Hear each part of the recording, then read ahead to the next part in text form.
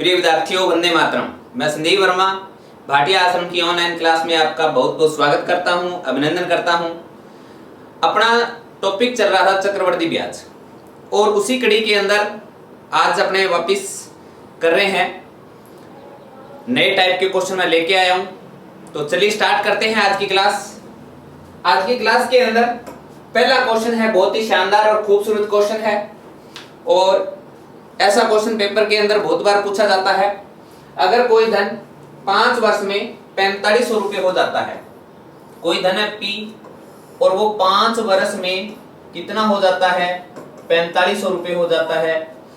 10 वर्ष में 6750 रुपये हो जाता है। 10 वर्ष में 6750 रुपये हो जाता है। तो वह धन ज्ञात करो।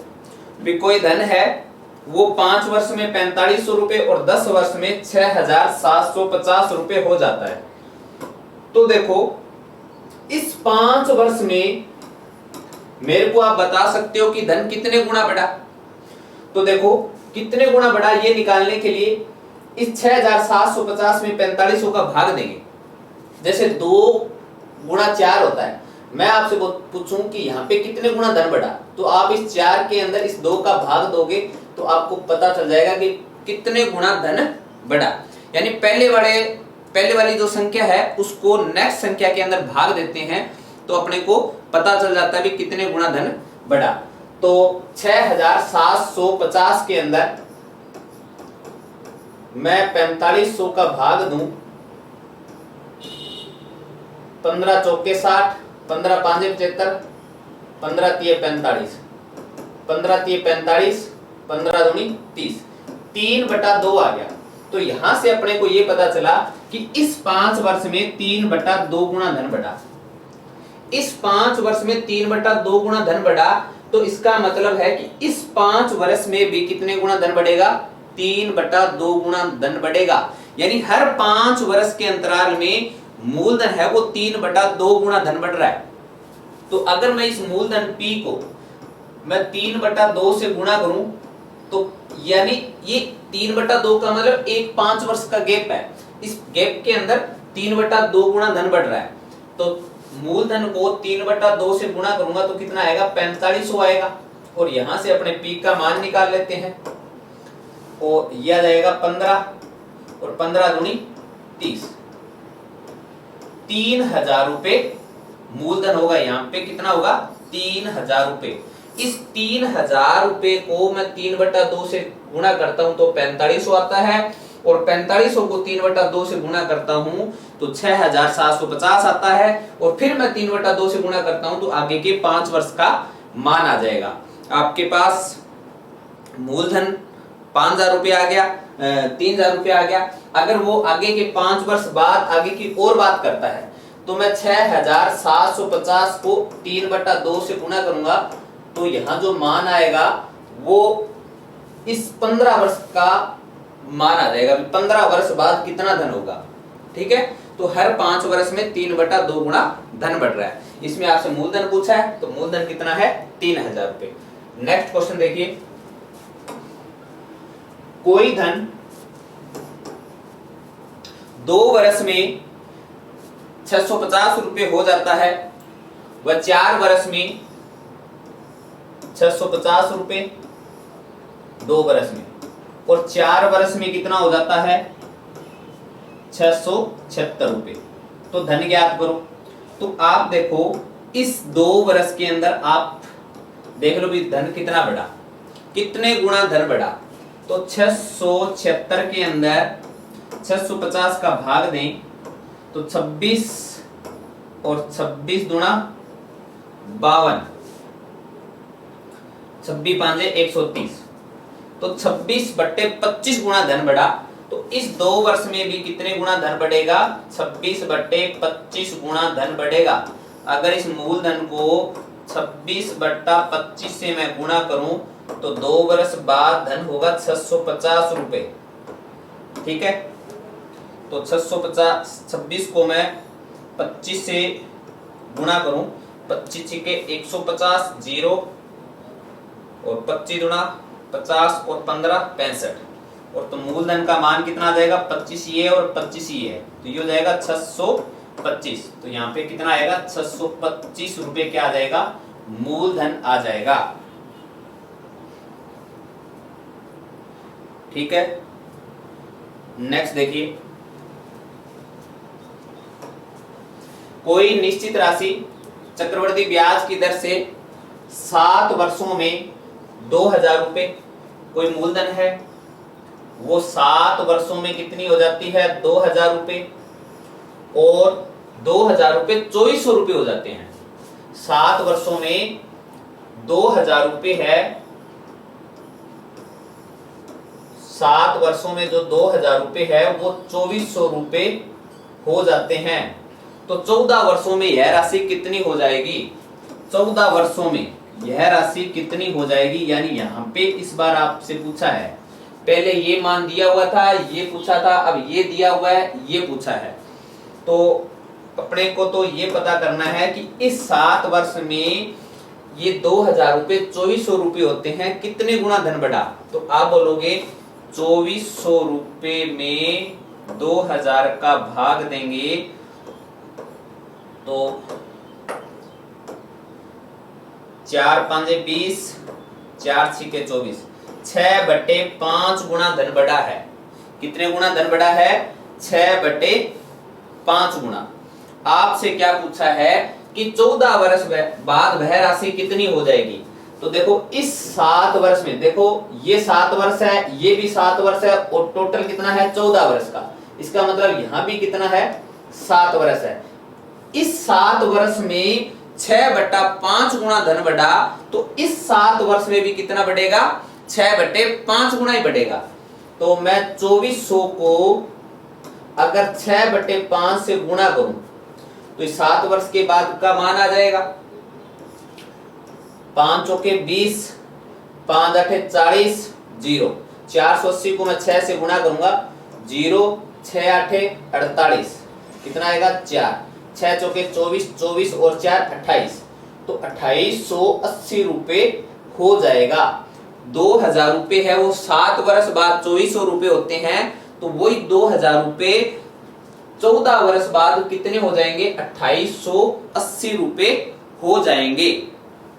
ठीक है, उम्मीद करता हूं कि आपको समझ में आ गया होगा। नेक्स्ट क्वेश्चन देखिए, कोई निश्चित राशि किसी निश्चित चक्रवृद्धि ब्याज की दर से निवेश करने पर 7 वर्षों में 1800 रुपए हो जाती है, 1800 रुपए हो जाती है।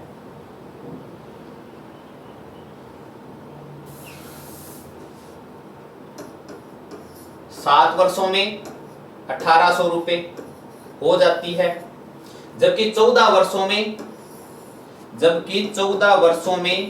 2700 रुपए हो जाती है। 21 वर्ष के अंत में मिश्र धन तथा मूलधन ज्ञात करो। इसके अंदर मिश्र धन और मूलधन पूछा है, तो पहले तो ये देखते भी इस 7 वर्ष में धन कितने गुना बढ़ा, तो इस 1800 का 2700 में भाग देंगे, तो भाग देंगे तो अपने पास आ जाएगा 9 तिया 27, 9 दूनी 18, 3/2 गुना धन बढ़ेगा। तो अगर मैं इस 7 वर्ष की बात करूंगा तो आप बोलोगे 3/2 गुना धन बढ़ेगा। इस 7 वर्ष में भी 3/2 गुना धन बढ़ेगा, आगे के 7 वर्ष में भी 3/2 गुना धन बढ़ेगा। अब अपने को मूलधन निकालना है, तो पहले मैं इस मूलधन को 3/2 से गुणा करूंगा तो 1800 रुपये आएगा, क्योंकि अपने को हर 7 वर्ष का पता चल गया भी 3/2 गुना धन बढ़ रहा है। तो इस मूलधन को मैं 3/2 से गुणा करूंगा तो 1800 रुपये आना चाहिए। तो 3 छीके 18, 600 को 2 से गुणा करूंगा तो मूलधन कितना आ जाएगा 1200 रुपये। ये अपने पास मूलधन आ गया। मूलधन कितना आ गया 1200 रुपये। आपसे पूछा क्या है मिश्र धन और मूलधन। मूलधन 1200 रुपये है और मिश्र धन कितना होगा, इस 2700 रुपये को किससे गुणा करेंगे, 3/2 से गुणा करेंगे तो ये कितना आएगा, 2 एकम 2, 2 तिये 6, 2 5 10, 1350 को 3 से गुणा करूंगा तो यहाँ आ जाएगा 7 वर्ष का। 0, 5 तिये 15, हंसलाई 1, 3 तिये 9 और 1 10, 3 एकम 3 और 1 4, 13 तिये 39 और 1 40, 4050 रुपए। देखो ये मूलधन इस 7 वर्ष में 7 7 14 और 7 21, जो 1200 रुपये है वो 21 वर्ष बाद कितने हो जाएंगे, 21 वर्ष बाद कितने हो जाएंगे भी, 4050 रुपए। ठीक है, नेक्स्ट देखिए, कोई निश्चित राशि 10 वर्ष के अंत में 900 रुपए हो जाती है। कोई निश्चित राशि 900 रुपए हो जाती है, 10 वर्ष के अंत में 900 रुपए हो जाती है, जबकि 15 वर्ष में 1080 रुपए हो जाती है। तो मूलधन तथा 20 वर्ष के अंत में मिलने वाला मिश्र धन ज्ञात करो। तो देखो पहले तो ये देखते हैं इस 10 वर्ष में, 10 वर्ष के अंत में कोई मूलधन है वो 10 वर्ष के अंत में, तो इसका मतलब यहां अपने ऐसे करते हैं कि ये P है, ये 10 वर्ष का है, और यहां पे अपने एक और लगा देते हैं, ये टोटल 10 वर्ष का है, तो ये 5 वर्ष का हो जाएगा, ये भी 5 वर्ष का हो जाएगा।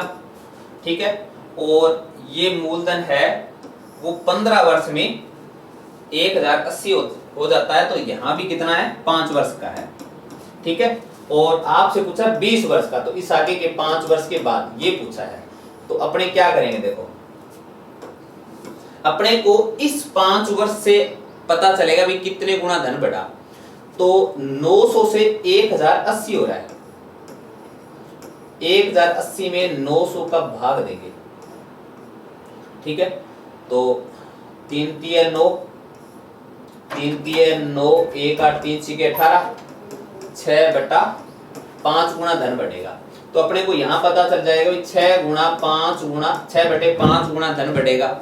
तो देखो अब इस 5 वर्ष में 6/5 गुना धन बढ़ रहा है, तो इस 5 वर्ष में भी कितने गुना धन बढ़ेगा, 6/5 गुना। तो अगर मैं 1080 को 6/5 से गुणा करूंगा तो इस 5 वर्ष के बाद आ जाएगा, और इस 5 वर्ष के बाद आएगा, इसका मतलब मूलधन है वो 20 वर्ष बाद पता चल जाएगा कितना है। तो 5 से अपने काट लेते हैं इसको, 5 दूनी 10, 5 एकम 5, 5 सिक्के 30, और इसको 6 से गुणा करेंगे 216 को, यहां मान आ जाएगा 6 को 6 छिक्कू में कुछ 36, सिलाई 3, 6 एकम 6 और 3 9, और यह आ जाएगा 6 दूनी 12। ठीक है, 1296 रुपए हुए हैं 20 वर्ष बाद। अब आपको पूछा है मूलधन, मूलधन का मतलब इस P का मान आपसे पूछा है भी कितना होगा।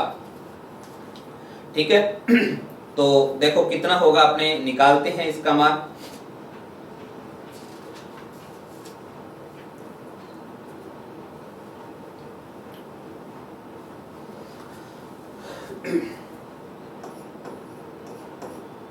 छह बटे 5, अगर मैं मूलधन को 6/5 से गुणा करूंगा तो इसका मतलब इसका मान आएगा। ठीक है, P को 6/5 से गुणा किया तो इसका मान है, एक बार 6/5 से और गुणा करूंगा तो अपने पास आएगा ये 900, यानी मूलधन को 2 बार 6/5 से गुणा करना पड़ेगा। ठीक है, तो ये हो जाएगा 6 के पाड़े से कट जाएगा, ये 6 एकम 6, 3 0 6 5 30, और ये 6 से फिर कटेगा 25 के 150, तो ये हो गया मूलधन P। 5 × 5 25, 25 को 25 से गुणा किया, ये आएगा 625। तो अपना आंसर यहाँ क्या आ जाएगा, 625 रुपए। ठीक है, उम्मीद करता हूं कि आपको समझ में आ गया होगा। बढ़िया क्वेश्चन था, इसमें काफी सारी बातें सीखने को मिली कि अगर आपको ये मूलधन दिया 1 बार 6/5 से गुणा करेंगे तो ये 5 वर्ष का आएगा, फिर 6/5 से गुणा करेंगे तो आगे के 5 वर्ष का आएगा, यानी 6/5 का मतलब हर 5 वर्ष के बाद अपना धन आ जाएगा। नेक्स्ट क्वेश्चन देखिए, अगर कोई धन 2 वर्ष में 8000 रुपए हो जाता है वह 5 वर्ष में 27000 रुपए हो जाता है, तो मूलधन ज्ञात कीजिए। कोई धन है वो 2 वर्ष में 8,000 रुपये हो जाता है और 5 वर्ष में 27,000 रुपये हो जाता है। तो इसका मतलब यहां 3 वर्ष का गैप आ गया। अब देखो अपने को ये बता कि इस 3 वर्ष में कितने गुना धन बढ़ेगा। क्या आप बता सकते हो कि इस 2 वर्ष में कितने गुना धन बढ़ेगा? नहीं। लेकिन यहां से अब देखो पहले वाले क्वेश्चन से थोड़ा सा अलग है क्वेश्चन, क्योंकि इस 3 वर्ष में निकालेंगे तो यहां तो 2 वर्ष है। अगर यहां 3 वर्ष होता तो अपने बता सकते थे कि इस 3 वर्ष में जितने गुना धन बढ़ेगा उतने गुना ही यहां बढ़ता। लेकिन यहां 2 वर्ष है, यहां 3 वर्ष है। क्वेश्चन थोड़ा सा अलग है, ध्यान से समझना। सबसे पहले मैं इसमें रेट निकालूंगा, दर निकालूंगा। 2 वर्ष बाद ये मूलधन है, लेकिन तीसरा वर्ष स्टार्ट होगा तो ये क्या होगा? मिश्र धन होगा। क्या होगा? मिश्र धन। और 5 वर्ष बाद ये क्या होगा? ये 2 वर्ष बाद मिश्र धन होगा, लेकिन तीसरा वर्ष स्टार्ट होगा तो मूलधन होगा ये 8,000 रुपए।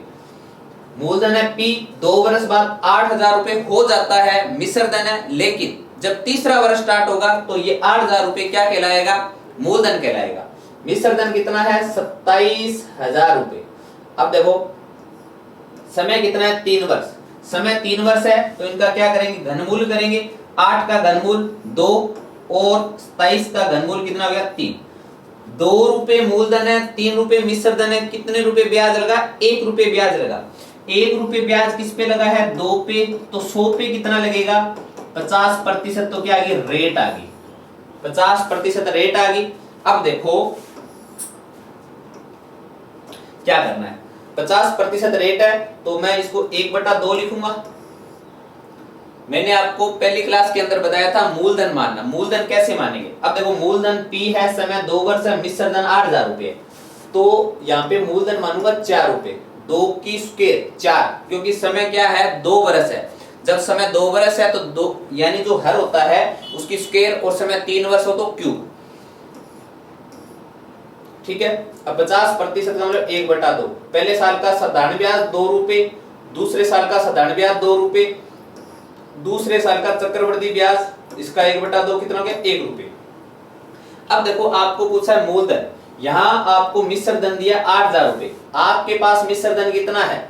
आपके पास 4 रुपए। अगर 4 रुपए मूलधन माना है तो 2 और 2 4 और 1 2 और 2 4 और 1 5। 5 रुपए क्या हो गया? 5 रुपए चक्रवृद्धि ब्याज हो गया, 4 रुपए मूलधन हो गया। तो मिश्र धन कितना हो गया? 9 रुपए हो गया। जबकि आपके पास कितना दिया हुआ है? 8,000 रुपए। 1 का मान ज्ञात करेंगे तो 8,000 बटा में क्या आएगा? 9। लेकिन आपसे क्या पूछा है? आपसे पूछा मूलधन। मूलधन का मतलब 4 का मान पूछा है, तो ये आ जाएगा 32,000 बटा 9 रुपए। आपके पास क्या आ जाएगा? मूलधन आ जाएगा। अब इस क्वेश्चन के अंदर आपके पास समय है वो समान नहीं है, और चक्रवृद्धि ब्याज है वो भी क्या है? नहीं दिया हुआ। यहां देखो, यहां 3 वर्ष है, यहां 2 वर्ष है। यहां से क्या ज्ञात करेंगे? रेट ज्ञात करेंगे। और रेट ज्ञात करने के बाद में अपने क्या करेंगे? इस फॉर्म में आएंगे। ये मूलधन है, ये 2 वर्ष है, और ये 8,000 रुपए। 8,000 रुपए मिश्र धन है, समय 2 वर्ष है, मूलधन आपको निकालना है। ये तरीका मैंने आपको पहली क्लास में बताया था कि मूलधन मानते कैसे है। रेट है 50%, फ्रैक्शन में करेंगे तो 1/2। 2 की पावर क्या करेंगे? 2 करेंगे। क्यों? क्योंकि समय क्या है? 2 वर्ष है। अगर समय होता 3 वर्ष तो 2 की पावर क्या करते? 2 की पावर 3 करते, और मूलधन मानते 8 रुपए। अगर 4 रुपए मूलधन है तो पहले साल का साधारण ब्याज 2 रुपए, दूसरे साल का भी साधारण ब्याज 2 रुपए होगा, और दूसरे साल का चक्रवृद्धि ब्याज ज्ञात करेंगे तो पहले साल वाले पे ब्याज लगेगा 2 पे। 2 पे 1/2 से ब्याज कितना होगा? 1 रुपए। ये टोटल क्या आ गया? ये टोटल क्या आ गया? ये आ गया चक्रवृद्धि ब्याज। 4 रुपए मूलधन है, 5 रुपए चक्रवृद्धि ब्याज है, मिश्र धन हो गया 9 रुपए। वास्तव में मिश्र धन कितना है? वास्तव में मिश्र धन है आपके पास 8,000 रुपए। ठीक है। 9 का मान 8,000 के बराबर है, तो 1 का मान कितना आएगा? 8,000 बटा 9। 4 का मान पूछा है तो 4 से गुणा कर देंगे। 8 चौके 32,000 बटा 9। ये भी क्वेश्चन पेपर में आ चुका है। ठीक है। तो नेक्स्ट वीडियो में फिर मिलेंगे अपने इसी उत्साह उमंग के साथ। तब तक के लिए अपना ख्याल रखिए। जय हिंद, जय भारत।